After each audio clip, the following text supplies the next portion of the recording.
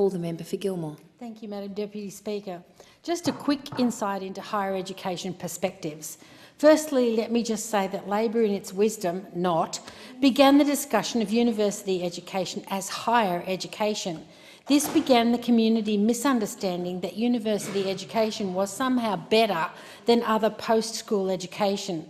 As a graduate myself with postgraduate diplomas and a master's degree, I know too well how hard the work is that is involved in university education. But it is not the direction that all of our school students at the end of Year 12 should take. Some are far more suited to trade and diploma education with a greater degree of certainty for employment. I ask you, what is wrong with encouraging young people into alternative training and qualifications? I, for one, want to congratulate those young people who've decided that university is not the best choice for them. Now, as to the ludicrous comments coming from the opposition, we've been involved in 3.5 years of consultations regarding the so-called higher education sector, and at every step the Greens and Labor and any other person that can think they can jump on the bandwagon has objected to change. Well, hello, the current system actually isn't working as well as it could. Higher education has been reviewed so many times because politicians are not able to be responsible and make good decisions. There have been 29 reviews of higher education since 2011.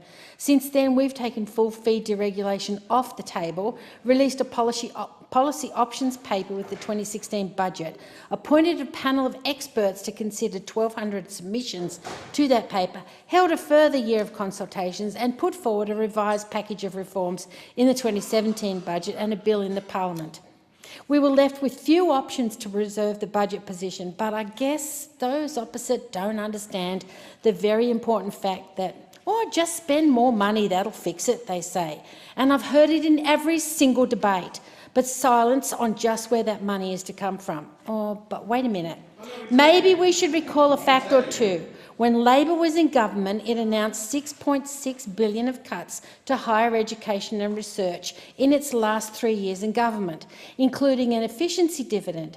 And I quote Ms Gillard PM at the time saying, "What we're asking unis to do is against a backdrop where there's been growth in university funding by more than half, and we're asking universities to accept a lower growth rate."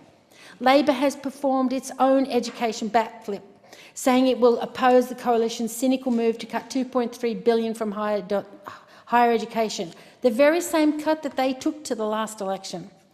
Taxpayers have been funding significant growth in this sector for some time.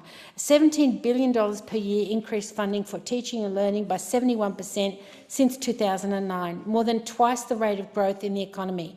Commonwealth-supported places have increased by 30% since the same time period.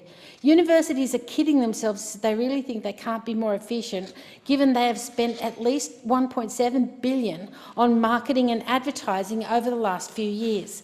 Commonwealth direct funding for teaching, learning and research grows from $10.7 billion to $11.5 billion. If universities maintain their current enrolment patterns, then the help loan investment would grow from $6.4 billion to $7.4 billion, an 11% growth. There will be no student fee increases. There will be no efficiency dividend, no changes to funding arrangements for enabling courses, no expansion of sub-bachelor places at public universities, and no loadings for veterinary or dentistry. But we will continue with a number of reforms.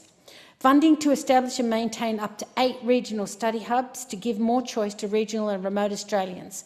More work on transparency of higher education admissions, their teaching and research. There will be a freeze in funding for the Commonwealth Grant Scheme at the 2017 levels for the next couple of years. There is no cap on places. Universities can continue to over-enrol if they so choose, but there will be a cap on government subsidy. We're establishing the new threshold for repayment at a 1% interest rate, which is pretty good.